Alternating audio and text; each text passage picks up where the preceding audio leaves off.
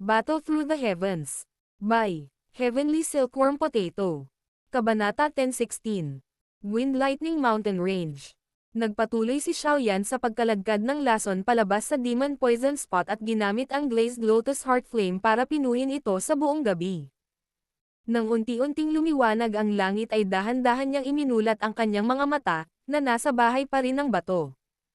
Ang isang buong gabing pagpipino ay hindi naging sanhi ng kaunting pagod ni Xiaoyan.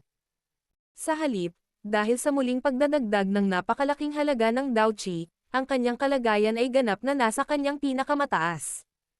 Isang mahinang kinang ang kumikislap habang kumukurap siya. Ito ay dahil sa matinding pag-akyat ni Daoqi sa kanyang katawan na mahirap itago. Ibinaba ni Xiaoyan ang kanyang ulo at tiningnan ang Demon Poison Spot sa kanyang dibdib. Sa ngayon, malinaw na lumiit ng kaunti ang laki nito. Umiling si Xiaoyan na may kaunting kawalang kasiyahan nang makita niya ito. Siya ay nagtanggal ng hindi bababa sa 10 bundle ng lason sa gabi. Hindi inaasahan na ang halagang ito ay napakaliit na bahagi kung ihahambing sa Demon Poison Spot sa kabuuan. Matapos masipsip ang lahat ng Daoqi sa loob ng 10 kumpol ng lason, malabong maramdaman ni Xiaoyan na bumuti ang kanyang lakas. Kahit na ang pakiramdam na ito ay hindi masyadong halata, ito ay itinuturing na medyo hindi kapanipaniwala. Pagkatapos ng lahat, ang bawat bituin sa loob ng klase ng Daozang ay nangangailangan ng napakalaking dami ng enerhiya. Kung magsasanay si Xiaoyan sa isang orthodox na paraan, malamang na mangangailangan siya ng halos 3 hanggang 4 na buwan upang maabot ang yugtong ito kahit na sa kanyang bilis, ngunit naabot niya ito sa isang gabi. Ang pagiging epektibong ito ay napakahusay na.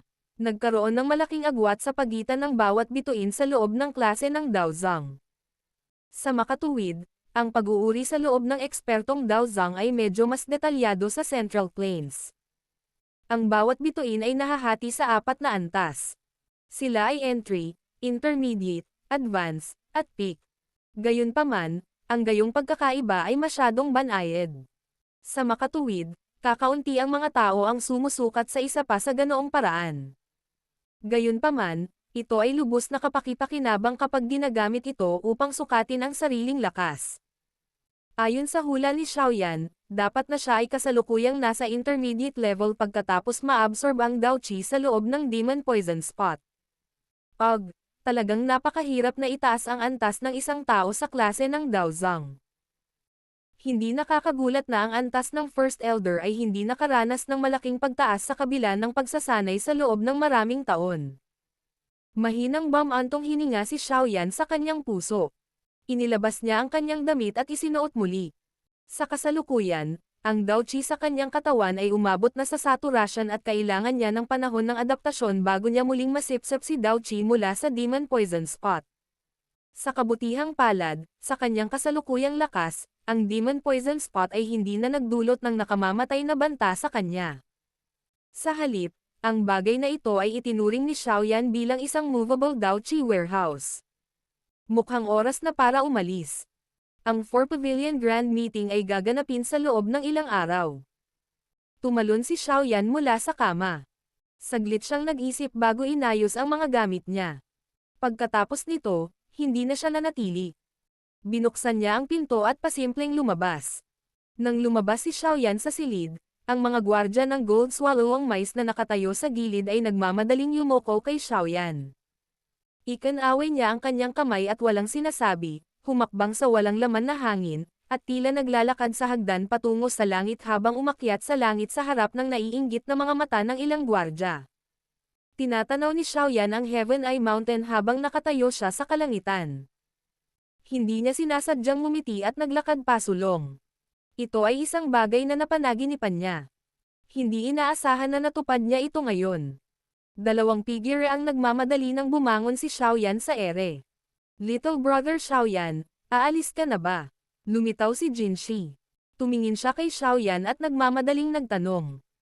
Tumango si Xiaoyan at tumawa. Mayroon pa akong mga bagay na dapat asikasuhin at hindi ako makakatagal dito. Salamat sa inyong dalawa sa inyong mahusay na pagtanggap. Kung may oras ako sa hinaharap, pupunta ako at bibisita.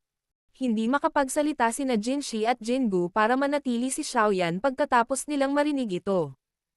Agad silang sumagot sa malalim na boses. Little Brother Xiaoyan, ang Gold Swallowing Mouse Tribe ay may utang na loob sa iyo. Kung makatagpo ka ng anumang problema sa hinaharap, mangyaring huwag kalimutan ang tungkol sa aming mga matatanda. Tinawag ni Xiaoyan ang kanyang ulo. Ang paksayon ng Gold Swallowing Mouse ay isang malaking populasyon, at nanatiling napapanahon sa mga balita sa rehiyon ng Central Plains. Natural na magandang bagay na kaibiganin sila. Hihihi. Nakatingin sa mukha mong nag-aalala, hindi ka na namin pipigilan pa. Ipagdadasal namin na maging maayos ang iyong paglalakbay. Ngumiti si Jingo, tinakpan ang kanyang mga kamay, at nagsalita. Kung ganoon, hihiramin ko ang basbas ni Elder Jingo. Palam. Napangiti si Xiaoyan. Itinaas niya ang kanyang mga kamay sa kanilang dalawa at hindi na nagtagal pa. Gumalaw ang kanyang katawan at nag-transform sa isang magaan na figure, na sumugod palabas ng Heaven Eye Mountain Range na may tunog na swoosh. Sa loob ng ilang pagpikit, nawala na siya sa paningin ni na Jinshi at Jingo. Sa bilis ni Xiaoyan, nakalabas na siya sa rehiyon ng Heaven Eye Mountain Range sa loob ng mahigit 10 minuto. Sa orihinal, sa kanyang kasalukuyang lakas, ang kanyang bilis ay magiging mas mabilis kung ginamit niya ang mga pakpak ng buto. Gayunpaman, ang mga salita ng Grey Wolf King ay matatag na nakaukit sa kanyang puso. Kahit na siya ay kasalukuyang sumulong sa klase ng Daozang, ang lakas na ito ay talagang hindi gaanong mahalaga kung ikukumpara sa tribo ng Heaven Demon Phoenix. Sa makatuwid, maliban kung ito ay isang kritikal na sandali, pinakamahusay na gamitin niya ang mga pakpak ng buto hanggat maaari sa hinaharap. Huminto ang figure ni Xiaoyan sa tuktok ng bundok sa labas ng Heaven Eye Mountain Range. Kumuha siya ng mapa ng hilagang rehiyon mula sa kanyang space ring. Ang mapa na binili niya sa Bone Transforming City noon. Pagkatapos nito, nagsimula siyang maghanap ng isang bagay dito. Ayon sa binanggit ni Mo Qingluan, ang 4 Pavilion Grand Meeting sa pagkakataong ito ay gaganapin sa punong tanggapan ng Wind Lightning Pavilion, na siyang Silangang Pavilion. Batay sa mapa, ang posisyon ng Silangang Pavilion ay dapat na malapit sa hangganan sa pagitan ng Hilaga at gitnang rehiyon ng Central Plains. Napakalayo nito. Mukhang kakailanganin ko ng mga 5 araw para lang maglakbay doon. Mapait na tumawa si Xiaoyan pagkatapos ibalik ang mapa sa kanyang storage ring. Ito ay maswerte na umabot sa antas ng isang Daozang. Kung hindi, malamang na hindi siya makapagmadali sa Silangang Pavilion ng walang 10 araw hanggang kalahating buwan. Sa oras na iyon, malamang na natapos na ang pagtitipon. Mukhang kailangan kong maglakbay ng mabilis. Kung hindi, malas kung makaligtaan ko ito. Napabuntong hininga si Xiaoyan habang nakaharap sa silangang kalangitan. Unti-unting bumungad sa kanyang mga paa ang isang maliwanag na pilak na kinang. Kaagad, umugang ang mahinang kulog. Nawala ang kanyang katawan sa paraang parang multo. Ang pangalan ng Wind Lightning Eastern Pavilion ay may mabigat na bigat sa buong rehiyon ng Central Plains.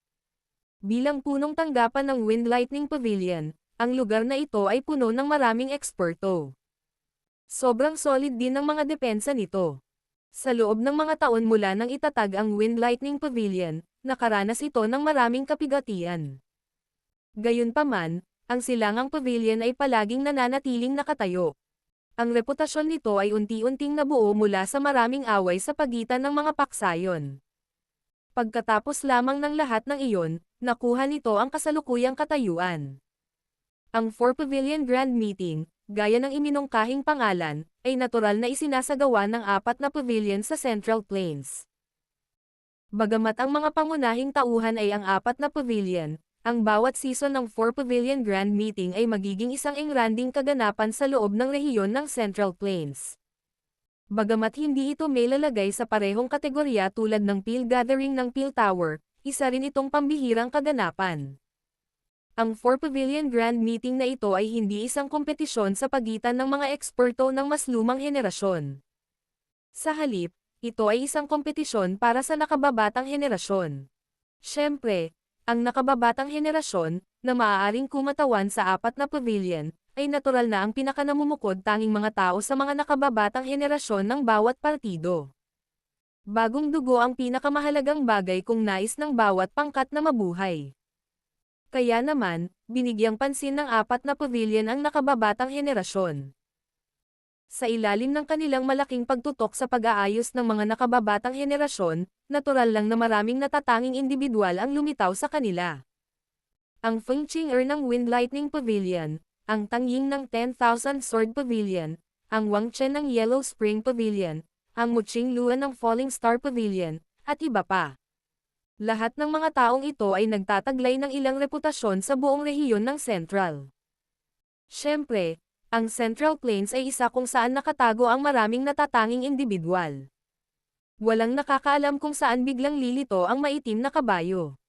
Kahit na ganito ang nangyari, bawat isa sa 4 Pavilion Grand Meeting ay makakaakit ng hindi mabilang na bilang ng malalakas na kabataan mula sa maraming paksayon. Ang mga pangunahing tauhan ng Grand Meeting na ito ay karaniwang ang 4 na pavilion, ngunit hindi nito tinanggihan ang iba pang mga kakompetensya.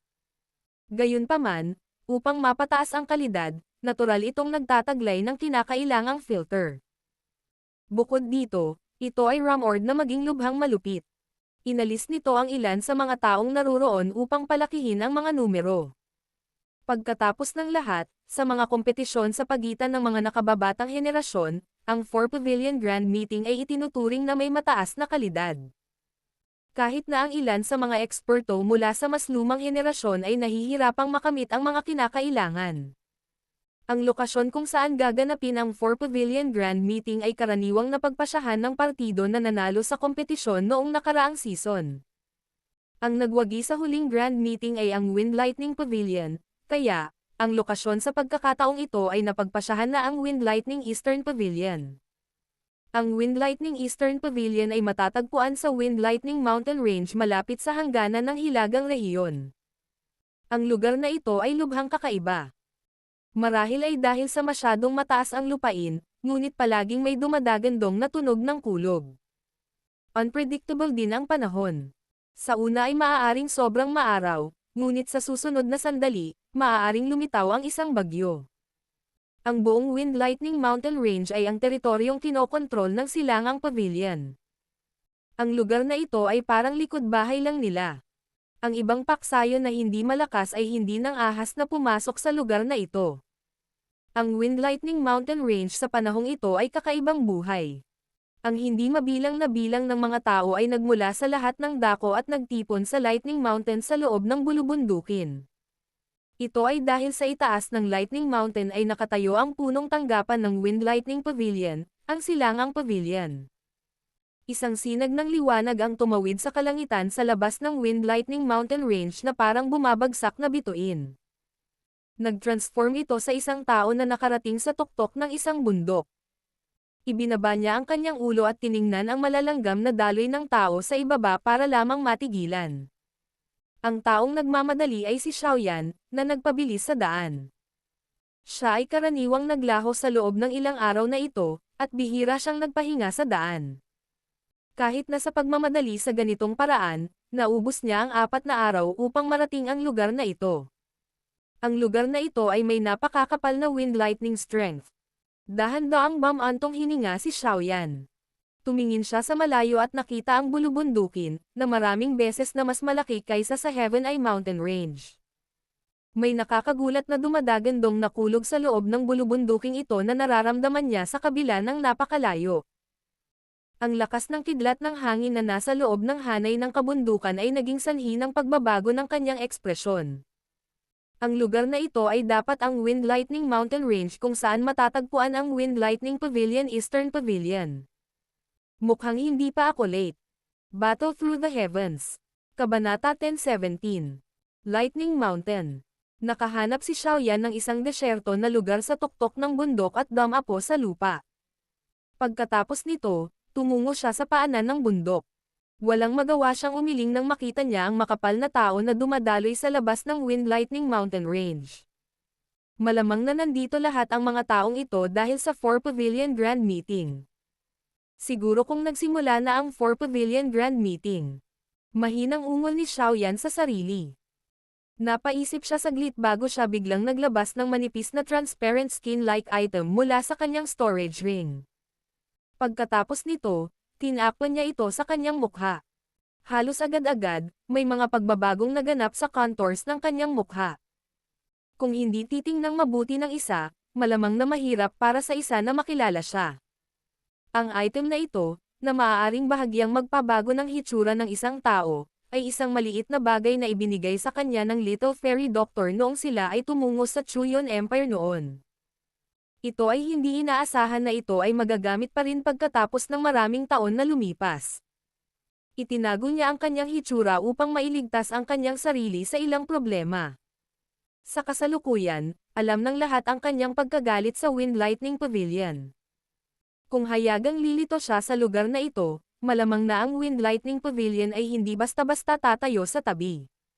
Maraming eksperto sa loob ng Eastern Pavilion. Bukod dito, ang pinuno ng Wind Lightning Pavilion ay naninirahan dito. Kahit na nakalusot si Xiaoyan sa klase ng Daozang, maaari lamang niyang piliin na iwasan ang direktang paghaharap kapag nakikipagpulong sa isang eksperto sa antas na ito. Ang dahilan kung bakit siya pumunta sa Wind Lightning Mountain Range ay para hanapin si Feng Zunzi. Maliban kung wala siyang pagpipilian, hindi niya nais na ilantad ang kanyang sarili. Kung tutuusin, ilalagay niya ang kanyang sarili sa isang mapanganib na posisyon kung nangyari iyon. Sa makatuwid, ang pagtatago ng kanyang hitsura ay talagang kinakailangan. Pinunasan ni Xiaoyan ang kanyang mukha pagkatapos na baguhin ang kanyang hitsura. Pagkatapos nito, lumakad siya palabas ng masukal na kagubatan, sumama sa daloy ng tao sa pangunahing kalsada na patungo sa bulubundukin, at lumipat patungo sa Wind Lightning Mountain Range. Ang iba't ibang mga ingay sa loob ng maingay na agos ng tao, na sinalihan ni Xiaoyan, ay naging dahilan upang makaramdam ng ingay ang kanyang mga tainga. Gayunpaman, natatawa lang si Xiaoyan habang pilit niyang tinitiis ito. Kalokohan, napakaraming tao. Kaya ba ng Eastern Pavilion ang napakaraming tao? Malapit nang magsimula ang grand meeting ngayon. Natural, maraming tao. Balitang-balita na dumating na ang taga-apat mga na pavilion. Ang huling nanalo sa huling kompetisyon ay ang Wind Lightning Pavilion. Siguro kung sino ang mananalo sa pagkakataong ito. Mahirap sabihin. Si Feng Qing'er, Tang Ying, Wang Chen, at si Mo Qingluan ay hindi ordinaryong tao. Balitang-balita na ang apat na ito ay pumasok sa Heaven Eye Mountain Ranges Heaven Mountain Blood Pool kanina. Tiyak na bubuti ang kanilang lakas. Hihi, I wonder kung sino man sa kanila ang humiram ng lakas ng blood pool para makalusot sa klase ng Daohuang. Ang apat na taong ito ay may lakas sa tuktok ng klase ng Daohuang. Dagdag pa sa kanilang mga taktika, nagagawa pa nilang makipagpalitan ng suntok sa ilang dalubhasang Daozang. Kung sino ang makakapag-breakthrough sa panahong ito ay tiyak na mananalo. Sino ang nakakaalam? May hindi kilalang bilang ng mga mahuhusay na individual sa Central Plains. Palaging may ilang dark horse na lumilitaw sa bawat isa sa 4 Pavilion Grand Meetings. Siguro kung sino ang lilito sa pagkakataong ito. Dark horse ha? Natural, ang binata na iyon na tinatawag na Xiaoyan, na nagdulot ng kaguluhan sa hilagang rehiyon kamakailan. Maging ang pinuno ng Wind Lightning Northern Pavilion ay bumalik na walang dala pagkatapos ng personal na paghabol sa kanya. May isip na lang kung gaano siya kalakas. Maaaring malakas si Xiaoyan, ngunit ang lugar na ito sa punong tanggapan ng Wind Lightning Pavilion. Sa tingin mo ba ay nangangahas siyang pumunta rito? Hindi sinasadyang nagulat si Xiaoyan nang marinig niya ang pag-uusap sa paligid niya na kalaunan ay pinag-uusapan siya. Hindi napigilan ng kanyang mga kamay, kundi hinaplos ang kanyang mukha. Ito ay hindi inaasahan na siya ay nagtataglay ng gayong reputasyon sa hilagang rehiyong ito. Gayunpaman, hindi ito ang gusto niya. Kung ang kanyang pangalan ay kakalat sa pandinig ng Hall of Souls, malamang na ang mga bagay-bagay ay magiging mas mahirap. Matagumpay na nakapasok si Xiaoyan sa bakana ng bulubundukin sa gitna ng matinding ingay. May mga disipulo mula sa Wind Lightning Pavilion na nagpapanatili ng kaayusan sa paligid ng pasukan. Maliban sa ilang espesyal na panauhin, ang mga ordinaryong tao ay hindi pinayagang lumipad sa himpapawid sa itaas ng Wind Lightning Mountain Range. Nagresulta ito kay Xiaoyan, na ayaw ilantad ang kanyang pagkakakilanlan, na napilitang pumasok. Sa pagpasok sa bulubundukin, mabilis na inihiwalay ni Xiaoyan ang kanyang sarili mula sa karamihan ng daloy ng tao. Pagkatapos nito, lumiko siya sa isang desyerto na kagubatan, pinabilis ang kanyang bilis, at mabilis na sumugod sa loob ng hanay ng bundok. Mula sa impormasyong narinig niya kanina, ngayon dapat ang simula ng 4 Pavilion Grand Meeting. Bukod dito, ang pinakanatuwa kay Xiaoyan ay ang pagdating ng mga tao mula sa 4 na pavilion, ibig sabihin ay dumating na si Feng Zunzi. Kung talagang makikilala ko si Feng Zunzi, pinakamabuting pagmasdan siya ng tahimik bago makipag-ugnayan sa kanya. Bagamat sinabi ng guro na mapagkakatiwalaan ko siya ng buo, pinakamahusay na palaging mag-ingat. Ang anyo ni Xiaoyan ay naging malabo na lumipad sa hanay ng bundok habang ang kaisipang ito ay nananatili sa kanyang puso. Ang mabigat na pasanin ng pagliligtas kay Yao Lao at sa kanyang ama ay mga bagay na kailangang tapusin ni Xiaoyan. Kaya naman, kailangan niyang tiyakin ang kanyang kaligtasan. Pinakamabuting maging maingat tungkol sa anumang hindi tiyak na mga kadahilanan. Ang Wind Lightning Mountain Range ay napakalawak.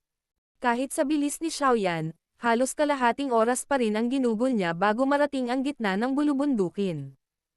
May napakaganda at matarik na bundok na matatagpuan sa lugar na iyon, Lightning Mountain. Ang Lightning Mountain ay napakataas. Ang isa ay hindi makita ang tuktok nito kapag tumangala mula sa base nito. Ang gitnang bahagi ng bundok ay natatakpan ng makapal na ulap. Ang hamog na ito ay medyo madilim, at ito ay bahagyang naglalaman ng kidlat na kumikislap sa loob nito.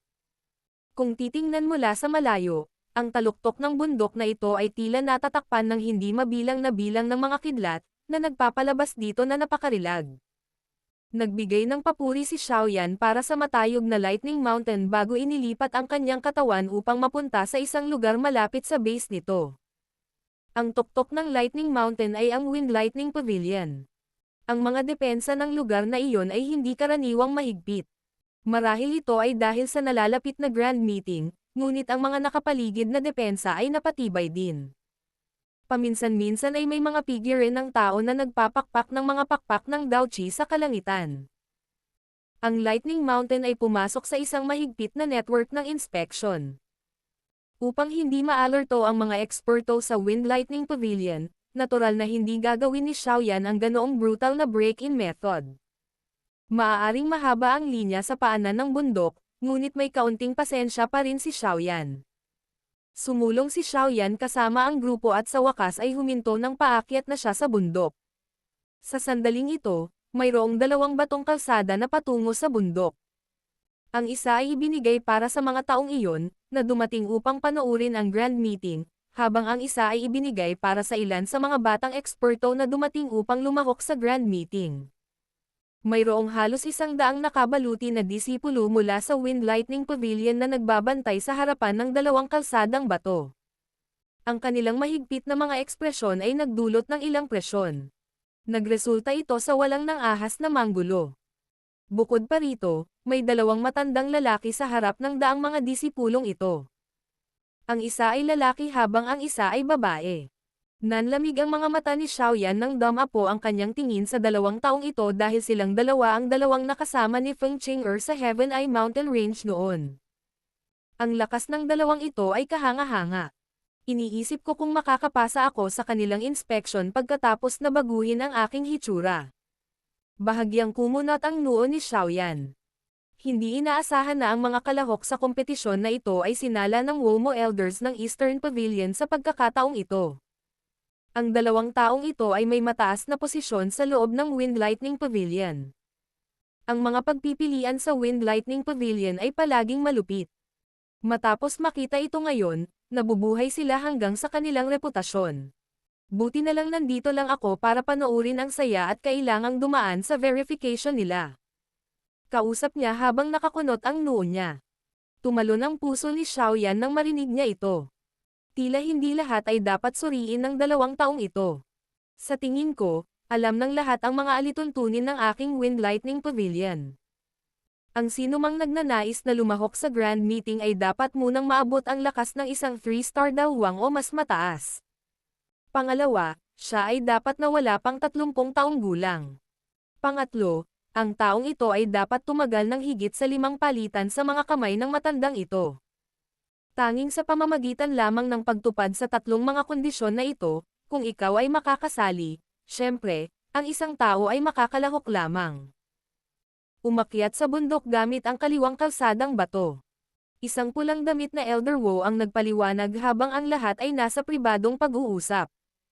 Isang malaking kaguluhan ang napukaw nang tumunog ang mga salitang ito. Ang pagtupad lamang sa isa sa tatlong pamantayang ito ay hindi isang madaling bagay, lalo na ang tatlo sa kanila. Ito ay talagang mahigpit. Karamihan sa mga tao ay pinili ang kalsada sa kaliwang bahagi sa ilalim ng mahigpit na pamantayan.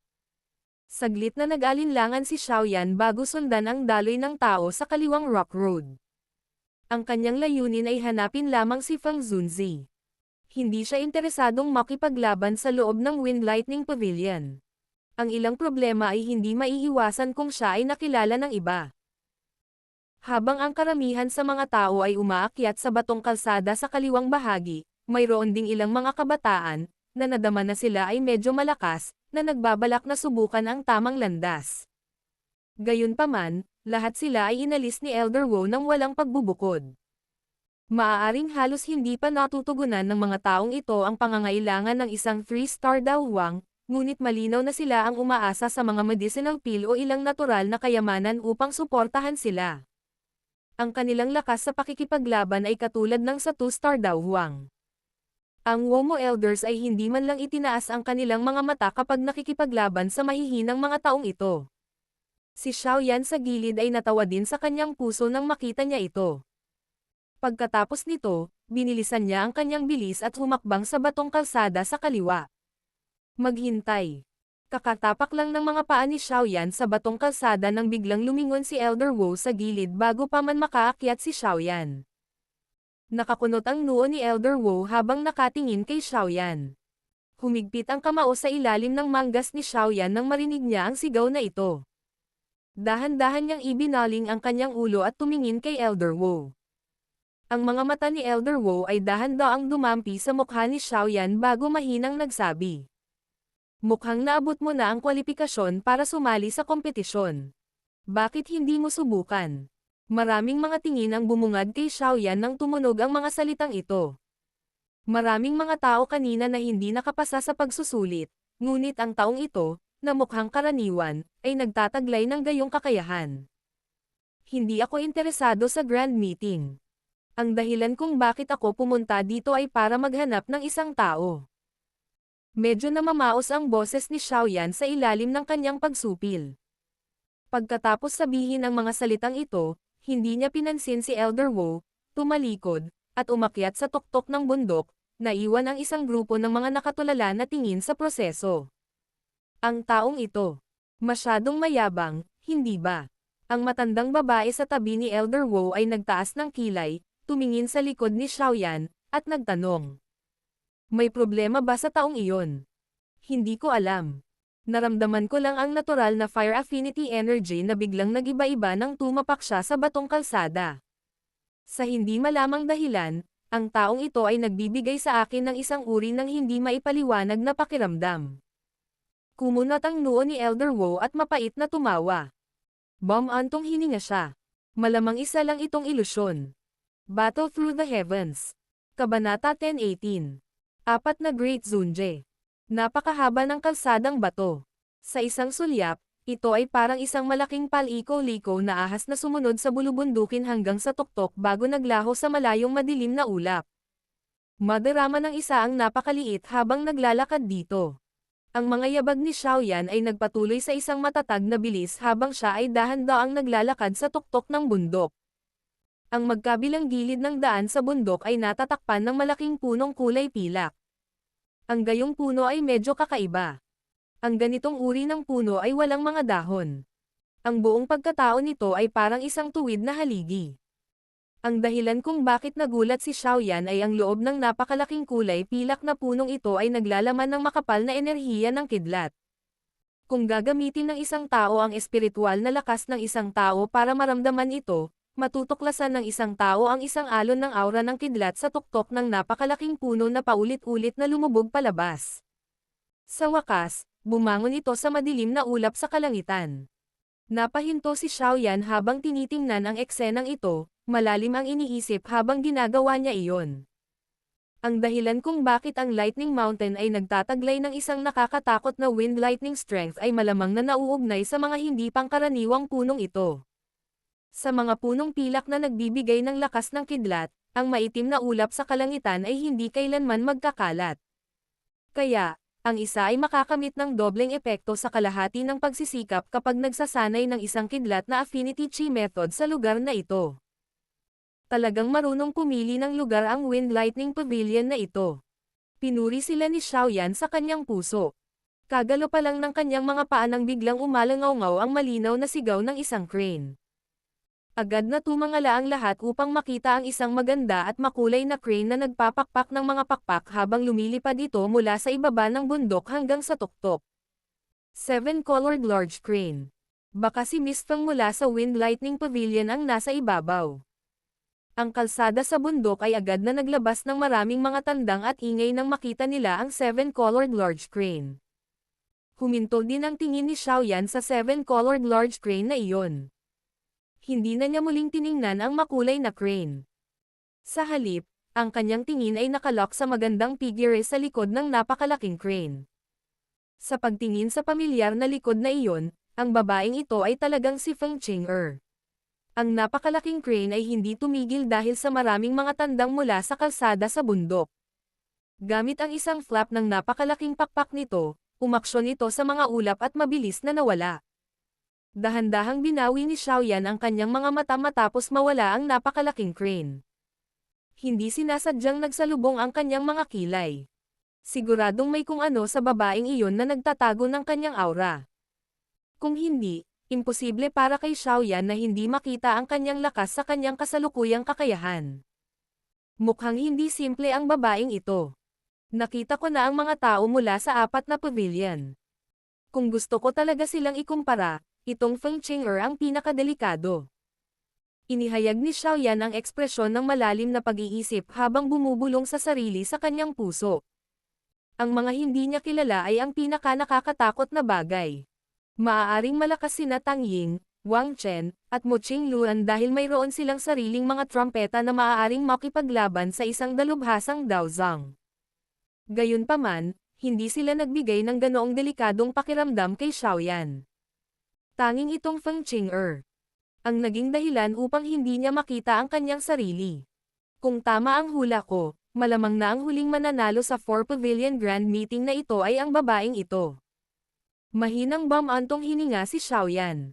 Bagamat walang basehan ang pag-iisip niyang ito, malabo siyang nagkaroon ng pakiramdam na naging dahilan upang mag-isip siya sa ganitong paraan. Marahil ito ay dahil sa Wind Lightning Pavilion, ngunit si Xiaoyan ay walang magandang impresyon kay Feng Qing'er.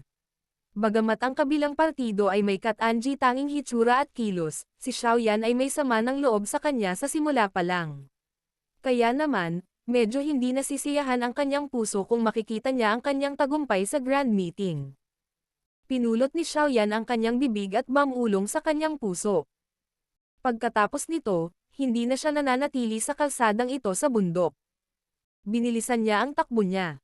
Sa huli, nag-transform siya sa isang itim na linya na mabilis na sumugod sa tuktok ng bundok. Bagamat medyo mataas ang Lightning Mountain, matagumpay na naabot ni Xiaoyan ang tuktok ng bundok sa loob ng wala pang 10 minuto. Kakaakyat pa lang ni Xiaoyan sa tuktok nang bumuhos ang isang malademonyong ingay sa kanyang mga tainga, na naging dahilan upang makaramdam siya ng bahagyang pagkahilo dahil sa hindi niya paghahanda. Nang siya ay gumaling, ang kanyang mga mata ay naglibot sa paligid na may matagal na takot. Agad siyang natigilan. Ang tanging nakikita niya ay isang walang katapusang dagat ng tao. Kahit na sa karakter ni Xiaoyan, hindi niya maiwasang hindi makapagsalita sa sandaling ito. Hindi niya inasahan na ang 4 Pavilion Grand Meeting na ito ay talagang makaakit ng napakabaliw na daloy ng trapiko ng tao. Saglit na natigilan si Xiaoyan bago siya bumantong hininga bilang pagbibitiw. Gumalaw ang kanyang katawan at sumugod siya sa isang napakalaking kulay pilak na puno.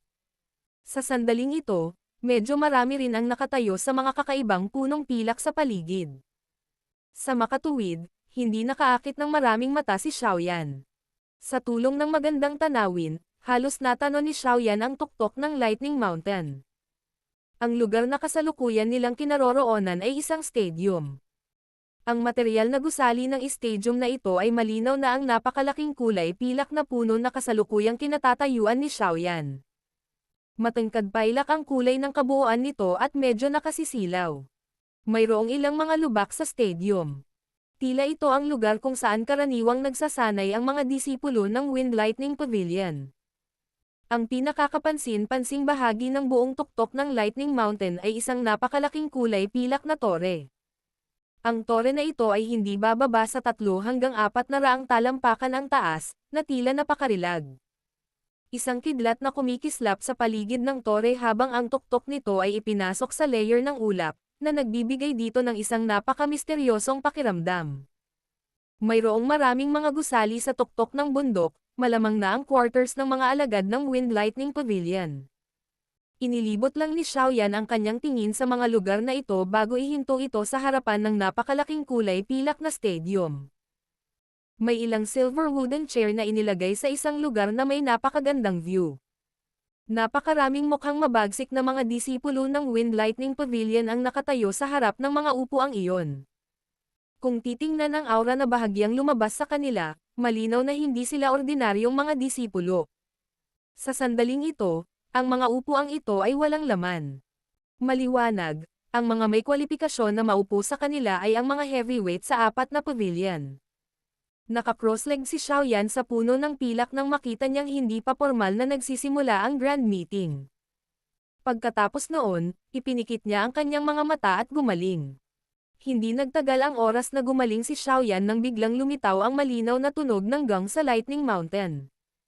Kaagad, maraming maliksi na figure ang sumilaw mula sa tuktok ng bundok. Pagkatapos nito, nagkalat sila. Ang mga posisyon kung saan ang mga nakakalat na individual ay inookupahan ay mahusay. Nagkataon na napalibutan nila ang buong tuktok ng bundok. Anumang kakaibang galaw ay may kukulong ng matalas na mata ng mga gwardya na ito. Ang mga disipulo ng Wind Lightning Pavilion ay talagang sanay na sanay. Bumukas ang mga mata ni Xiaoyan nang lumitaw ang tunog ng gong. Bigla niyang sinulyapan ang mga posisyon na inookupahan ng mga figure ng tao habang tahimik siyang nagsasalita sa kanyang puso. Bang! Isang napakalaking thunderbolt ang biglang bumagsak mula sa cloud layer habang si Xiaoyan ay bumubulong sa sarili. Ang madalian na maliwanag na liwanag ang naging dahilan ng karamihan sa mga tao na mapabalikwas ang kanilang mga mata. Pinaikit ni Xiaoyan ang kanyang mga mata, pinag-aaralan ang napakalaking kulog. May ilang tao na dahan-daang lumalabas sa lugar na iyon. Sa wakas, umupo sila sa mga upuang pilak na kahoy. Lumipat sa kanila ang mga mata ni Xiaoyan at agad na huminto ang kanyang tingin sa isang pamilyar na figure. Isang lamig ang bumungad sa kanyang mga mata. Fei Tian. Ito talaga ang 4 na pinuno ng pavilion ng Wind Lightning Pavilion. Hihihi. Ang Wind Lightning Pavilion ay talagang puno ng mga eksperto. Dapat ang nasa gitna ay ang Rumord Lei Zunzi, tama ba? Umalangaw-ngaw ang ilang bulalas sa lugar nang imulat ng lahat ang kanilang mga mata at makita ang 4 na tao sa mga upuan. Tumalon ang puso ni Xiaoyan nang marinig niya ito. Bumaling ang kanyang tingin at agad na huminto sa isang tao sa gitna. Malaki ang pangangatawan ng taong ito at mukhang 40 o 50 taong gulang pa lamang. Gayunpaman, ang kanyang baba ay natatakpan ng isang kulay pilak na balbas. Nakasuot siya ng kulay silver na robe na may mga kidlat na larawan na natahi dito. Kung titingnan sa malayo, tila buhay ang mga larawang iyon habang patuloy na umaagos. Ang bahagyang kidlat na aura ay kahit malabo na lumabas mula rito. Ang aura ng taong ito ay tila mas mababa kaysa kay Fei Tian at sa dalawang iba pa. May pakiramdam pa siyang isang ordinaryong tao.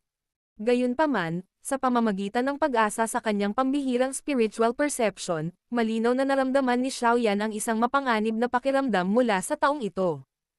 Ang ganoong pakiramdam ay isang bagay na kahit si Fei Tian ay hindi naibigay. Siya ba ang pinuno ng Wind Lightning Pavilion, ang tinatawag na Lei Zunzi? Talagang nakakatakot siya. Bumantong hininga si Xiaoyan.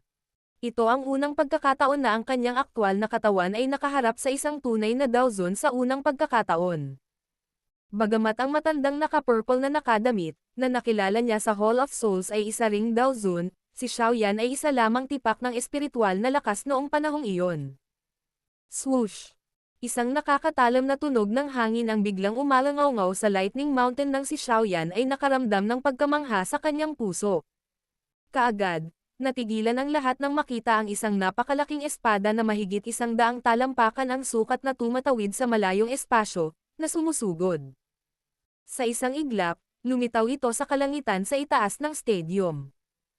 Hahaha! Jian Zunzi, ikaw ang pinakamabilis na dumating sa oras na ito. Isang nakapilak na si Lei Zunzi ang tumayo nang makita niya ang napakalaking espada sa kalangitan. Pagkatapos nito, ang kanyang pagtawa ay umalangaw-ngaw sa bundok ng kidlat na parang kumukulog. Ang napakalaking espada ay nanginginig ng mahina at naging hindi mabilang na mga light spot habang ito ay gumuho. Dalawang figure ang dahan-daang bumaba mula sa langit sa itaas, na dumapo sa kanilang mga upuan. Ang dalawang figure ay binubuo ng isang matanda at binata. Pamilyar si Xiaoyan sa binata. Siya ay si Tang Ying mula sa 10,000 Sword Pavilion. Maliit ang laki ng matandang katabi niya. Nakasuot siya ng linan na damit at tila isang hindi mahalata, maliit, matanda. Gayunpaman, alam ng lahat na naroroon na ang maliit, matandang ito ay isang nakakatakot na pag-iral na nasa parehong antas ni Lei Zunje. Hindi inaasahan na maging si Jian Zunzi ay dumating na. Mukhang ang mga dumating kanina sa Wind Lightning Mountain Range ay mga advance party lamang ng 4 na pavilion. Ang mga darating ngayon ay ang mga pangunahing individual. Ang hitsura ni Jian Zunzi ay agad na naging sanhi ng init ng kapaligiran ng stadium. Hindi talaga naabala si Jian Zunzi sa pagtawa ni Lei Zunje. Minulat niya ang kanyang mga mata at umupo sa isang upuan. Si Tang Ying sa kanyang likuran ay magalang na nakatayo habang nakababa ang kanyang mga kamay. Hihihi. Ganoon pa rin ang ugali ng Old Jian.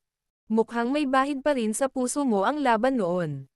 Isang kakaibang tawa, na nagdadala ng masamang pakiramdam, ang tumunog ng si Jian Zunzi ay nakaupo lang. Kaagad, isang maitim na liwanag ang sumugod mula sa paanan ng bundok. Lumilitaw na nag-teleport ito bilang materialized sa kanilang mga upuan. Gamit ang isang wave ng kanyang manggas, ang figure unceremoniously umupo. Ang figure ng tao, na lumitaw, ay isang matandang lalaki sa itim na damit. Mapatla ang kanyang kutis sa mukha at medyo malilim na tingin ang nasa pagitan ng kanyang mga kilay. Ang isang mata niya ay itim habang ang isa naman ay puti, na nagbibigay sa kanya ng kakaibang anyo. Isang pamilyar na figure ang nasa likod niya. Ang taong ito ay natural na si Wang Chen mula sa Yellow Spring Pavilion. Noon, ang matandang ito ay malas at muntik nang natalo sa kanya. Mas mabuti pa ito kaysa sa ilang tao na tumagal lamang ng 100 palitan sa mga kamay ni Feng Zunje bago niya natalo. Hindi ka ba sang-ayon kay Huang Quanzunzi? Sinulyapan ni Jian Zunzi ang matanda na nakasuot ng itim habang nagsasalita ito sa neutral na boses. Agad na nanlamig ang mga mata ng nakaitim na matanda nang marinig ang mga salitang ito. Pero bago pa man siya makasagot, may bahagyang pagbabago sa kanyang ekspresyon. Ang kanyang masamang mga mata ay nakalak ng mariin sa langit. May isang hanging parang dragon na biglang lumipad mula sa lugar na iyon. Ang taong ito ay malinaw na may pinakamabilis na bilis, ngunit palagi niyang gusto na siya ang huling dumating. Si Jian Zunzi ay nagtaas ng kanyang mga mata. Ang malabo niyang tingin ay nakatingin sa malayong langit habang tumatawa. Ang boses ni Jian Zunzi ay tumunog lamang nang ang dragon ay umuungal na parang hangin ay naililipat sa isang putok. Kaagad, isang napakalaking berdeng ipoy-po ang lumitaw sa itaas ng bundok sa harap ng hindi mabilang na bilang ng mga mata. Biglang naglipat ang mga mata ni Xiaoyan nang lumitaw ang kulay berdeng ipoy-po na ito. Tinitigan niya ito ng mariin at biglang humigpit ang mga kamao sa manggas niya. Feng Zunzi. Battle Through the Heavens. Kabanata 10:19. Ang pagsisimula ng Grand Meeting. Lumilitaw na kumikislap ang napakalaking ipoy-po na may berdeng kulay habang ito ay naging material sa kalangitan sa itaas ng napakalaking stadium sa loob ng ilang paghinga. Marahang yumanig ang ipoypo at biglang huminto. Pagkatapos nito, ito ay nagbago sa isang hindi mabilang na bilang ng mga light spot na nakakalat. Dalawang figure ang sumakay sa isang simoy nang dahan-dahan silang lumapag sa tabi ng kanilang mga upuan. Talagang si Feng Zunzi ito. Sa hindi inaasahang pagkakataon, 4 na Zunzi ang dumating sa grand meeting na ito. Talagang naging sulit ang paglalakbay na ito. Karaniwan, mahirap makita kahit isang elite na Daozun, ngunit 4 sa kanila ang magkasama sa sandaling ito. Ang 4 Pavilion Grand Meeting ay sobrang engrandi. Hindi nakakagulat na nakakaakit ito ng napakaraming tao. Hihihi. Iniisip ko lang kung sino ang magiging huling mananalo ng Grand Meeting sa pagkakataong ito. Ang dalawang tao, na huling lumitaw, ay natural na nakaakit ng tingin sa buong stadium, higit pa kay Xiaoyan. Kakapikita pa lang ng dalawang figure nang biglang lumingon sa kanila ang kanyang tingin. Nakilala na ni Xiaoyan ang berdeng damit na si Mo Qingluan. Kaya naman, hindi nagtagal ang mga mata nito sa kanya bago ito biglang huminto sa matandang nasa harapan niya. Nakasuot ng berdeng robe ang matanda. Ang kanyang mahabang buhok ay kumalat sa kanyang mga balikat, na nagbibigay sa kanya ng isang uri ng librero at madaling hitsura. Hindi maituturing na ordinaryo ang mukha niyang iyon. Kahit matanda na siya, malabo pa rin ang nakikita ng isang kagwapuhan. Ito ay malamang na ang kanyang hitsura ay tiyak na makapidyo hininga noong siya ay bata pa. Kung titingnan ang kanyang panlabas na anyo, malinaw na mas mataas siya sa 4 na Daozun na naruroon. Marahil ito ay dahil nag-practice siya ng Wind Affinity Chi Method, ngunit ang kanyang kilos ay parang ethereal, na nagbibigay sa iba ng hindi maarap na pakiramdam. Siya ba si Feng Zunzi? Dahan-daang nilakihan ng mga mata ni Xiaoyan ang matandang lalaki na nakasuot ng berde. Bakas din sa kanyang mga mata ang pagkasabik. Ilang beses na niyang narinig ang tungkol sa Feng Zunzi na ito mula kay Yao Lao. Ang taong ito ay maaaring ituring na kaibigan ni Yao Lao na sumailalim sa mga sitwasyon sa buhay at kamatayan kasama niya.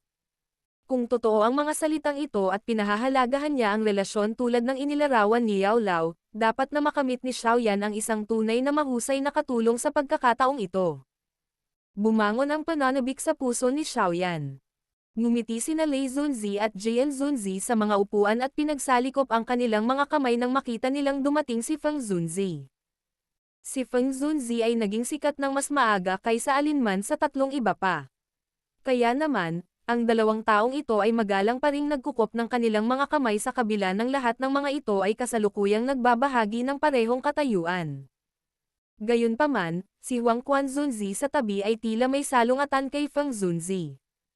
Pagkatapos ng pagpikit ng kanyang mga mata at pagsulyap sa kanya, ibinaling niya ang kanyang ulo at mukhang hindi siya nakita.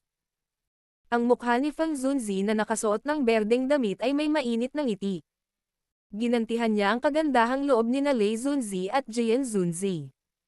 Gayunpaman, hindi niya binigyan ng isa pang tingin si Huang Quanzunzi sa gilid. Bagamat ang 4 na pavilion ay natatakot sa isa't isa, si Feng Zunzi ay salungat sa Huang Quanzunzi na ito. Dagdag pa rito, ang pagiging malilim at walang awa ng kabilang partido ay mga bagay na hindi nagustuhan ni Feng Zunzi. Matapos magalang na batiin ng mag-asawa ang isa't isa, itinaas ni Lei Zunzi ang kanyang ulo at tumingin sa langit. Pagkatapos nito, dahan-dahan siyang tumayo at iniwas ang tingin sa stadium. Kaagad, ang ingay na bumaril patungo sa mga ulap ay naging ganap na tahimik sa ilalim ng mga mata na iyon na naglalaman ng mahinang kidlat. Ngayon ay ang mapalad na araw na ang aking Wind Lightning Pavilion ay gaganapin ang 4 Pavilion Grand Meeting. Salamat sa lahat ng pumunta sa Lightning Mountain upang suportahan ang aking Wind Lightning Pavilion. Gayunpaman, sa palagay ko ay alam ng lahat ang mga patakaran ng aking Wind Lightning Pavilion. Sana ay walang sino mang makagambala sa Grand Meeting kapag ito ay gaganapin. Ang mahinang boses ni Lei Zunzi ay parang kulog habang umaalingaw-ngaw sa buong Lightning Mountain. Bukod dito, ang kanyang boses ay naglalaman ng bakas ng lakas ng kidlat. Ang ilan sa mga mahihinang individual ay hindi sinasadyang nanginag. Ang mga salita ni Lei Zunzi ay napuno ng nangingibabaw na tono. Ito ay tulad lamang ng isang walang humpay na kulog na hindi pinahintulutan ng sinuman na pabulaanan ito. Ang ilang mga tao ay maaaring hindi gustong marinig ang gayong mga salita, ngunit walang sino mang naruroon ang nangahas na salungatin siya sa kanyang nakakatakot na lakas. Ang nakakatakot na pagpigil ng isang piling Dao Zun ay talagang pambihira. Bahagyang tumango lang si Lei Zunzi nang makita niyang walang kakaibang ingay na lumitaw. Ikanaway ang kanyang kamay at muling tumunog ang isang malinaw na gong sa hindi nagmamadaling paraan. Ang bilang ng mga kalahok sa 4 Pavilion Grand Meeting ngayong season ay 53, kasama ang 4 na disipulo ng 4 na pavilion. Malalapat pa rin ang mga lumang tuntunin. Magsisimula ito sa isang magulong labanan hanggang sa 8 na lang ang natitira. Lahat ng mga kakompetensya ay pumasok na ngayon. Muling tumunog ang boses ni Lei Zunzi nang lumitaw ang gong. Umalangaw-ngaw ang alon ng rumaragasang hangin sa stadium nang matapos magsalita ang boses ni Lei Zunzi. Kaagad-agad, maraming mga batang figure ang sumulpat sa arena. Sa wakas, sunod-sunod silang lumapag at nagkalat sa paligid ng arena. Lahat sila ay alerto. Ang hitsura ng mga taong ito ay agad na naging dahilan upang ang Grand Meeting ay naging isang nagninangas na mainit na kapaligiran.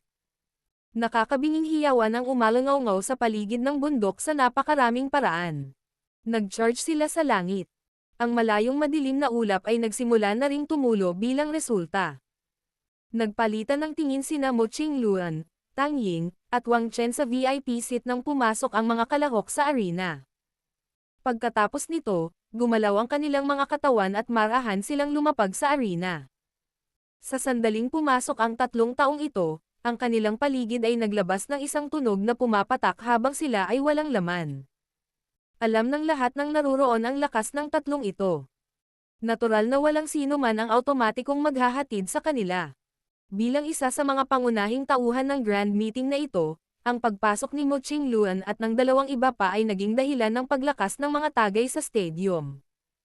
Ang kapaligiran sa tuktok ng bundok ay mabilis na pumasok sa isang labis na nasa sabik pagkatapos ng kanilang mga pasukan.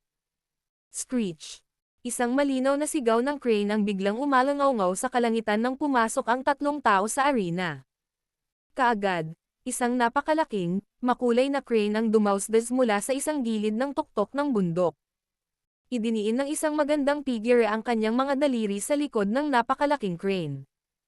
Ang gumagalaw na figure ay nagmamadaling bumaba at lumapag sa arena nang hindi naglalabas ng kahit katiting na ingay.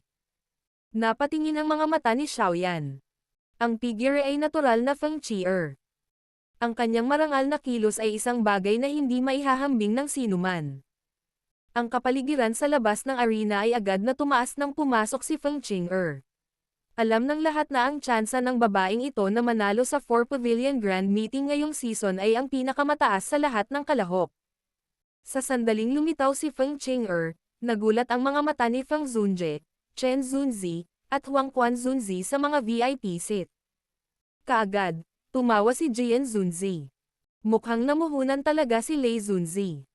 Nakatulong ka pa nga sa personal na itago ang kanyang aktwal na lakas. Nagpaplano ka bang mahuli kami ng biglaan? Tumawa ng malakas si Lei Zunzi nang marinig niya ito.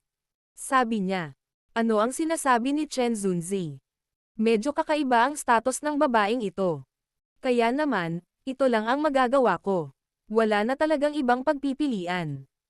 Mukhang gusto talaga ni Lei Zunje na ipagpatuloy ang paghawak sa pinakamataas na upuan ng 4 Pavilion Grand Meeting ngayong season. Ang Wind Lightning Pavilion ay malamang na may pinakamataas na tsansa na manalo sa kompetisyong ito. Huminto ang tingin ni Feng Zunje sa magandang katawan ni Feng Chier habang siya ay mahinang nagsasalita.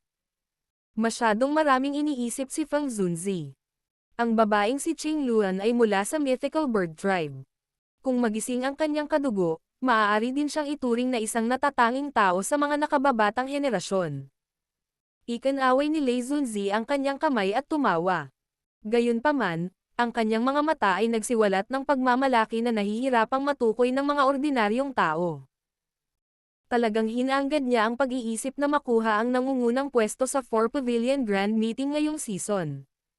Napangiti lang si Feng Zunje sa harap ng mga salita ni Lei Zunje. Si Huang Quan Zunzi sa gilid ay nakasimangot. Si Wang Chen ay maaaring ituring na isa sa kanyang pinakatanyag na mga disipulo pagkatapos ng lahat ng mga taon na ito.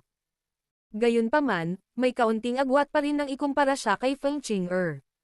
Tila ang posisyon ng Yellow Spring Pavilion ay hindi makakaranas ng labis na pagbabago sa panahon ng Grand Meeting ngayong season. Ang Yellow Spring Pavilion ay palaging nasa pinakahuli sa apat na pavilion. Gayunpaman, si Huang Quanzunzi ay walang magawa upang mapabuti ito.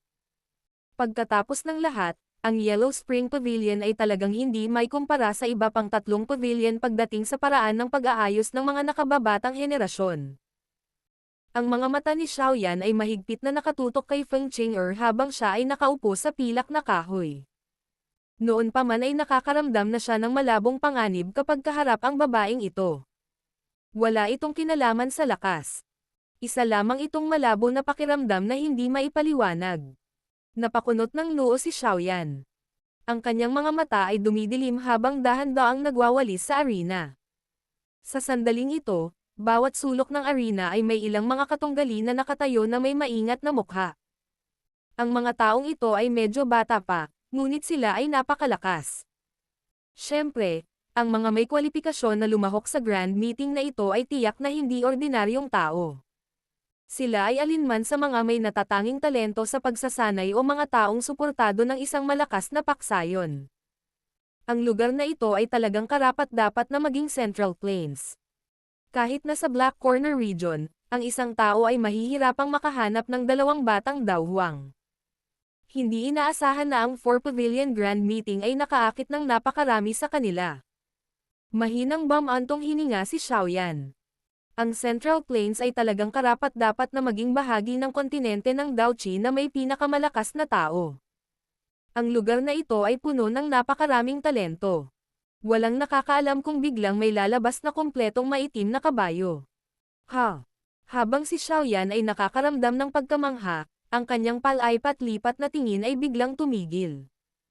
Isang nagulat na ang lumabas sa kanyang bibig.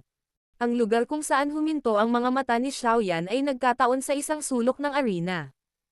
May isang itim na nakadamit na figure doon. Nakaharap ang likod ng taong ito kay Xiaoyan.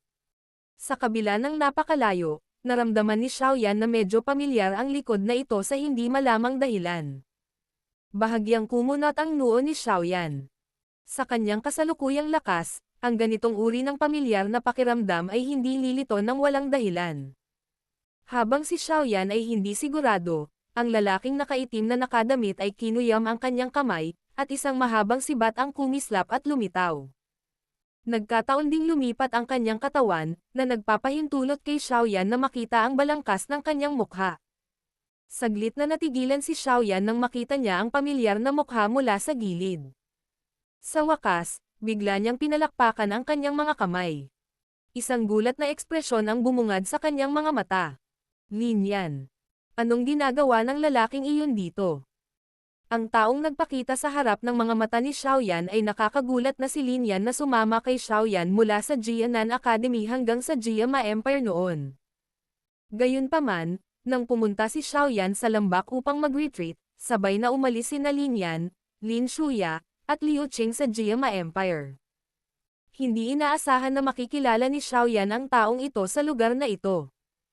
Ang pagkagulat sa mga mata ni Xiaoyan ay unti-unting nawala at hindi sinasadyang umiling siya.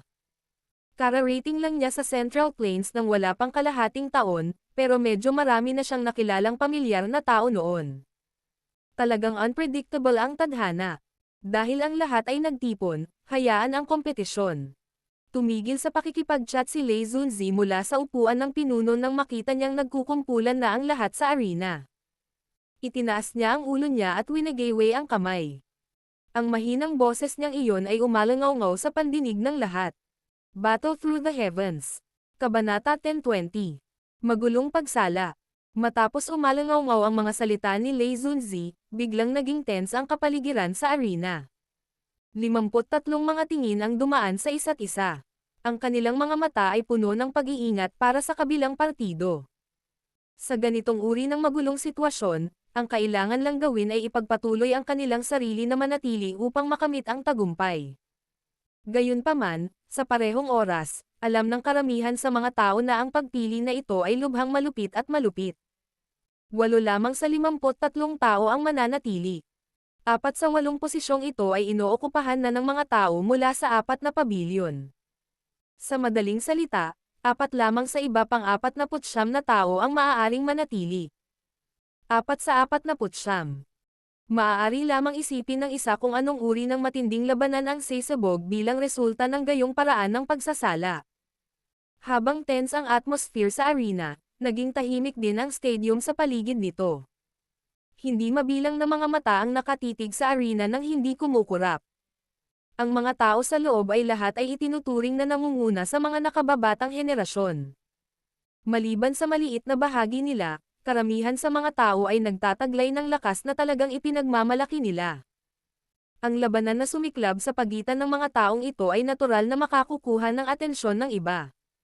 Mula nang matuklasan ni Xiaoyan ang figure ni Lin Yan, na natiling nakatutok sa kanya ang kanyang mga mata. Sa kanyang paningin, natural niyang masasabi ang lakas ng huli sa isang sulyap. 4-star daw Huang. Ang lakas na ito ay maaaring ituring na napakahusay sa ibang mga lugar, ngunit ito ay halos hindi naisip na matugunan ang kinakailangan upang lumakok sa kompetisyon sa lugar na ito. Hindi inaasahan na talagang naabot niya ang antas ng Daw Huang pagkatapos ng ilang taon na hindi nagkita. Naalala ko bago ako nag-retreat noon, ang lakas ni Lin Yan ay nasa Daw Huang class lang.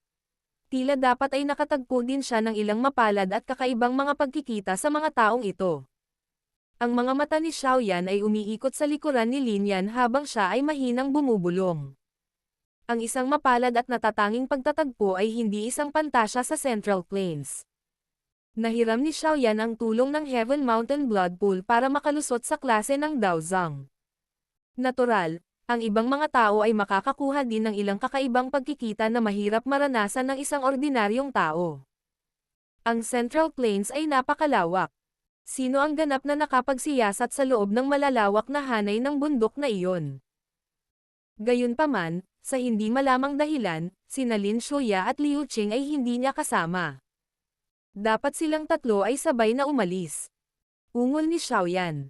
Medyo maganda ang impresyon niya kay Lin Yan at sa dalawang iba pa. Higit pa rito, noong katatapos lang niyang pumasok sa klase ng Daw Huang, sinundan pa rin siya ni Lin Yan at ng iba pang dalawa kahit alam niyang may malaking kaaway siya tulad ng Misty Cloud Sect. Ang pabor na ito ay isang bagay na hindi hinayaan ni Xiaoyan na makalimutan niya. Gayunpaman, ang tatlong taong ito ay umalis ng mag-isa dahil sa pagkabagot pagkatapos na maayos ang usapin ng Misty Cloud Sect. Kaya, kulang si Xiaoyan ng pagkakataong ibalik ang pabor. Klang. Ang kapaligiran sa arena ay umabot sa ganoong tensyon at hindi mabata na antas habang si Xiaoyan ay bumubulong sa sarili ng may hindi na makatiis. Nanguna siya sa pag-atake habang ang sandata sa kanyang kamay ay tumusok patungo sa isang taong di kalayuan sa kanya. Gayunpaman, ang mga tao sa loob ng arena ay nasa napakaingat na kalagayan. Ang figure ng taong ito ay natuklasan sa sandaling lumipat siya. Pinahintulutan ng taong inatake ang Dao Qi sa kanyang katawan na sumiklab sa kanyang galit. Agad niyang hinigpitan ang hawak sa sandata sa kamay at inatake ang naglunsad ng palihim na pag-atake. Sa dalawang pagpapalitan ng suntok, agad na gumuho ang tensyon na kapaligiran sa arena. Ang mga alon ng iba't ibang kulay, malakas na Dao Qi ay lumundag. Pagkatapos nito, ang buong arena ay ganap na bumaba sa kaguluhan.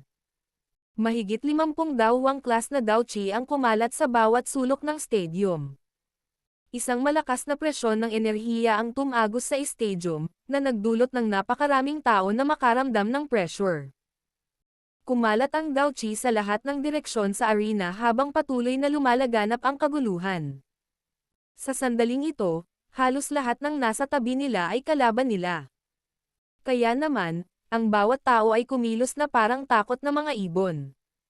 Hanggat may pumasok sa loob ng ilang dosenang talampakan mula sa kanila, ang Dao Qi sa loob ng kanilang mga katawan ay hindi sinasadyang magpapakawala ng matinding pag-atake sa taong pumasok sa kanilang teritoryo. Sa kaguluhang ito, natural lamang na ang mga sitwasyon ng ilang tao na magkapit kamay laban sa iba ay naging pangkaraniwang pangyayari. Sa sandaling ito, maaari lamang isaalang-alang ng isang tao na hindi mapalad ang gayong tao. Sa harap ng mga pag-atake ng dalawang tao sa magkatulad na antas, ang taong iyon ay mabilis na matatalo sa loob ng wala pang 10 palitan. Ang kaguluhan ay isang uri ng catalysta. Nang makita ang magulong labanan sa arena na naging sanhi ng pamamanhid ng balat ng isang tao, ang nakapalibot na gallery ay pumutok sa isang nakakaantig na saya. Medyo namula ang mukha at leeg ng mga tao dahil sa kapaligiran. Sa itsura nito, parang gusto nilang isa sila sa mga naruroon sa arena. Ang nakakabinging soundwave ay naging sanhi ng pakiramdam ni Xiaoyan na wala nang magawa. Isang pag-iisip ang pumasok sa kanyang puso at tinakpan ng kanyang Daochi ang kanyang magkabilang tainga, ganap na nahiwalay siya sa ingay. Ang kanyang tingin naman ay nanatiling nakatuon sa magulong labanan. Sa sandaling ito, ang arena ay bumagsak sa ganap na kaguluhan. Umalangaw-ngaw sa paligid ang malinaw na tunog ng nagbabanggang Daochi at nagsasalpukan na mga talam. Sa magulong sitwasyong ito, nagkaroon ng tuloy-tuloy na bilang ng mga taong nagsusuka ng dugo at umatras sa kabila ng mga taong naruroon ay malalakas na individual. Masyadong magulo ang lugar na ito. Kung nagawang ipagtanggol ng isa ang kanilang harapan, hindi nila kayang ipagtanggol ang kanilang likuran. Nasa paligid nila ang mga kalaban. Kung ang isa ay pabaya, magkakaroon ng isang nakamamatay na suntok na patungo sa daan. Walang mga mata si Blades sa naturang kompetisyon. Ang pagiging nasugatan ay isang madalas na bagay. Kung ang isa ay sumigaw ng inaamin ko ang pagkatalo bago pa man magdusa ng isang nakamamatay na suntok, natural na walang papatay na hakbang laban sa paglulunsad laban sa natalo ayon sa mga patakaran. Nagpatuloy ang kaguluhan ng wala pang 10 minuto, ngunit mayroong mahigit 12 mga katunggali na malubhang nasugatan na walang pagpipilian kundi umalis sa arena. Pagkatapos ng lahat, kung magpapatuloy sila sa pakikipaglaban, malamang na hindi na lamang ito isang katanungan ng malubhang pinsala. Ang kaguluhan sa larangan ng digmaan ay medyo lumampas din sa inaasahan ni Xiaoyan. Noong una, naisip niya na ang ganitong uri ng engranding kompetisyon ay pipili ng tradisyonal na paraan ng isa sa isang pag-aalis. Sa hindi inaasahang pagkakataon, napunta ito sa hodgepodge elimination na ito. Kaya, hindi lang kailangan ng isa ang kakayahan, ngunit kailangan din ng isang tiyak na halaga ng swerte. Kung tutuusin, kahit ang isang bayani ay mahuhulog pagkatapos na madaig sa bilang. Kahit na ang isa ay isang dalubhasa sa tuktok ng klase ng Daohuang, ang resulta ng hindi sinasadyang pag-atake sa kanya ng mahigit 12 Daohuang ay malamang na maging miserable din. Siyempre, ang taong talagang lumampas sa inaasahan ni Xiaoyan ay si Lin Yan. Ang kanyang lakas ay maituturing lamang na intermediate sa lugar na ito. Gayunpaman, hindi siya naalis sa kabila ng mahigit 10 minutong lumipas. Nasabi lamang ni Xiaoyan ang ilan sa mga dahilan matapos siyang maingat na pagmasdan. Ang liksi ni Lin Yan. Parang kakaiba. Pero sobrang pangit. Si Xiaoyan ay malalim ang iniisip habang pinagmamasdan niya ang liksi ni Lin Yan, na mukhang sobrang pangit hanggang sa punto ng pagiging awkward. Sa ibabaw, ito ay parang isang itik na umiindayog sa kaliwat kanan. Gayunpaman, sa paningin ni Xiaoyan, nasabi niya na ang agility na Dao technique na ito ay talagang hindi karaniwan. Ang kalaliman nito ay hindi mas mababa sa 3,000 lightning movement. Talagang nagkaroon ng kakaibang engkwentro ang taong ito sa mga taong ito. Ngumiti si Xiaoyan. Sigurado siya na ang pangit, awkward na agility technique na ito ay isang bagay na hindi pa nasanay noon ni Lin Yan. Maliwanag, ito ay dapat na isang bagay na nakuha niya sa mga taong ito ng pagsasanay. Nakahinga ng maluwag si Xiaoyan nang makita niyang nakatiis si Lin Yan. Anuman ang sitwasyon, siya at si Lin Yan ay nagkaroon ng magandang relasyon. Natural lang na masaya siyang makitang nagkakaroon siya ng achievement ngayon. Ang mga mata ni Xiaoyan ay lumayo kay Lin Yan at dahan-daang tumawid sa arena. Agad niyang ipinikit ang mga mata. Ang arena ay maaaring kasalukuyang napakagulo, ngunit mayroon pa ring 4 na ligtas at maliliit na bilog.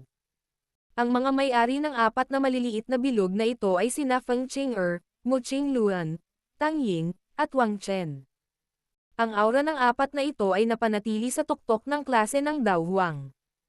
Malamig ang kanilang mga mukha habang pinag-aaralan ang medyo magulong battleground sa kanilang paligid. Ang sinumang maglakas loob na pumasok sa kanilang teritoryo ay makakatanggap kaagad ng matinding pag-atake. Ang lakas nilang 4 ay masasabing top-notch sa lugar na ito. Bagaman mayroong ilang iba pa na mahusay na gumanap sa arena, malinaw na hindi sila nang ahas na makipag-ugnayan sa apat na ito ng random. Nagpatuloy ang kaguluhan sa loob ng arena. Ito ay karaniwang naging isang filter kung saan ang mga tao ay inalis. Ang mga naiwan ay mabilis na paunti-unti. Kasunod ng mabilis na pagbawas ng bilang, unti-unting nabawasan ang kaguluhan sa loob ng arena, lalo na noong 11 tao na lang ang natitira sa arena. Ang magulong arena ay agad na naging kakaibang tahimik. Ang 11 tao ay nakakalat sa buong lugar. Habang hinihingal sila ay maingat din silang nagmamasid sa isa't isa. Natuwa si Xiaoyan nang dumako ang kanyang mga mata sa arena at natuklasan na kasama nila si Lin Yan. Gayunpaman, ang pinakamahinang tao sa loob ng arena ay siya rin. Maliban kay Feng Chang'er at sa tatlong iba pa, karamihan sa iba pang natitira ay 7-star o 8-star expert. Siyempre, ang dahilan kung bakit siya nakapagtiis hanggang ngayon ay higit sa lahat dahil sa kakaibang liksi niyang Dao skill. Dahil natatangi, natural na mas madali para kay Lin Yan na maakit ang atensyon ng iba. Ito ang unang pagkakataon sa napakaraming 4-pavilion grand meeting na may nakatiis hanggang ngayon sa lakas lamang ng isang 4-star Dao Huang. Siyempre, ang gayong swerte ay natural na hindi magpapatuloy sa pagsama ni Lin Yan. Matapos makapagpahinga sandali ang 11 tao sa arena, ang 10 iba pa ay agad na ibinaling ang tingin sa kanya na may masamang hangarin. Isang lalaking nakasuot ng pula sa kanila, na umabot na sa lakas ng isang 8-star Dao Huang, ang tumapak sa lupa. Ang kanyang katawan ay diretsyong bumaril patungo kay Lin Yan na parang pana.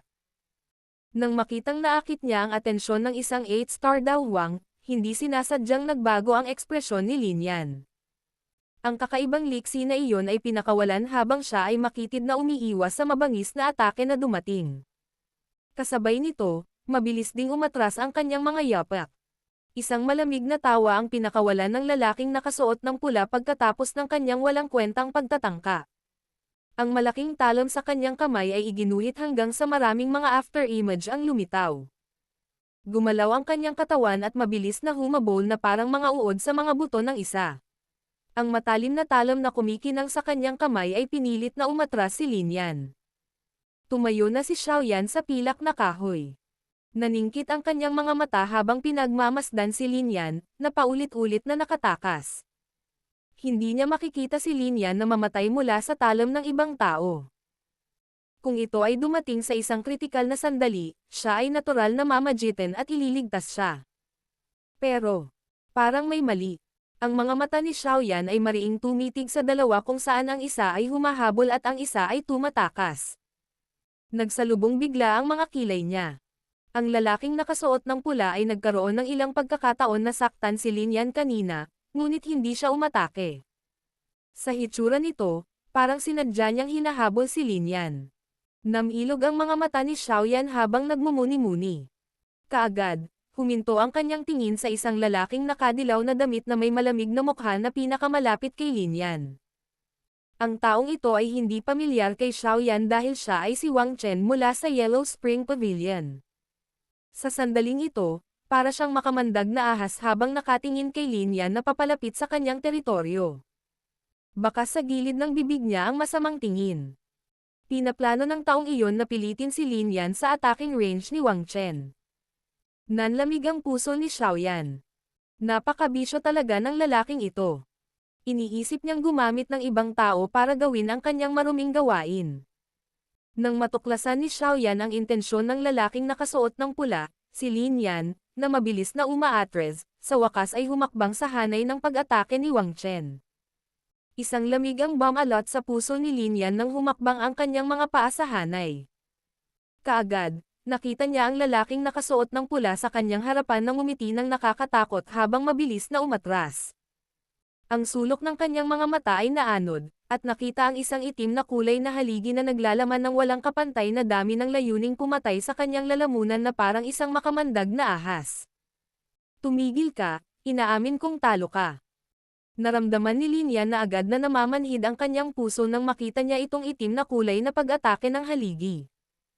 Napakalaki talaga ng agwat sa pagitan nila ni Wang Chen. Kahit na sa tulong ng kanyang liksi, hindi siya mapapantayan. Gayunpaman, tumawa lang si Wang Chen sa harap ng pag-iyak ni Lin Yan. Isa siyang uhaw sa dugo at kailangang lumabas ang dugo sa kanyang kamay. Paano naging posible para sa kanya na bawiin ang kanyang pag-atake? Kalokohan, walang hiyang bastos. Galit na nagmura si Lin Yan na may maputlang mukha nang makita niyang hindi siya binitawan ng lalaking ito sa kabila ng pag-amin ng pagkatalo. Gayunpaman, ang pagmumura ay isang bagay. Sa kritikal na sandaling ito, nagmamadaling ipinakita ang kanyang kakaibang pangit na liksi. Kakaibang umindayog ang kanyang katawan habang mabilis na umatras. Bang! Ang itim na haligi ay bumaril na parang makamandag na ahas, tumama sa mga balikat ni Lin Yan. Agad na samuka si Lin Yan ng isang subo ng sariwang dugo pagkatapos na dumanas ng matinding suntok na ito. Ang kanyang katawan ay nagpahid sa lupa, na bumubuo ng isang peklat na 12-dosenang metro ang haba. Kung hindi niya naiwasan na tamaan siya sa isang nakamamatay na punto, malamang na siya ay namatay. Ang eksena sa larangan ng digmaan ay pumukaw ng mga alon ng sumpa sa labas ng arena.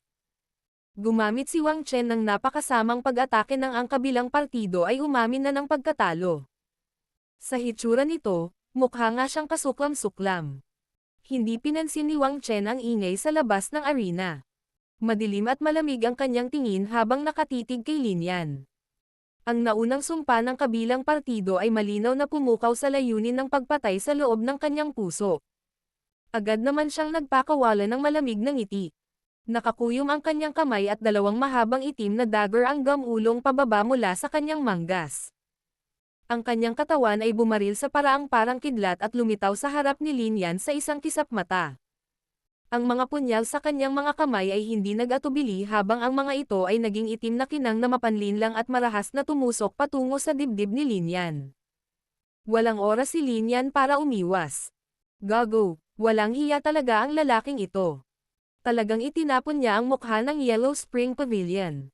Kung ang mga naunang aksyon ni Wang Chen ay sinasabing nakapukaw ng ilang buzz, ang kasalukuyang aksyon niyang ito ay nagpagalit sa maraming tao. Kaagad, maraming galit na sumpa ang ibinubugaw mula sa lahat ng direksyon. Ang maraming sumpa ay lumilitaw na naging dahilan lamang upang mas lumamig ang ngiti sa mukha ni Wang Chen. Gayunpaman, ang mga aksyon ng kanyang mga kamay ay hindi gaanong pinabagal. Nakikita lamang ni Lian ang itim na kislap, na naglalaman ng malamig na hangin na tumusok patungo sa isang nakamamatay na lugar. Bukod dito, wala siyang kakayahan na iwasan ito. Mamamatay na ba ako dito? Isang mahinang ungol ang tumunog sa puso ni Lin Yan. Nang handa na siyang ipikit ang kanyang mga mata at hintayin ang kanyang kamatayan, gayunpaman, isang puwersa ng pagsipsip ang biglang bumangon mula sa kanyang likuran. Kusaring umatras ang kanyang katawan. Agad niyang naramdaman ang mainit na kamay na tumatapik sa kanyang mga balikat. Pagkatapos nito, isang walang magawang boses na tila pamilyar ang lumitaw sa tabi ng kanyang tainga nang walang anumang paunang babala. Ikaw, wala ka bang mas magandang gawin, kundi pumunta ka rito at makisali?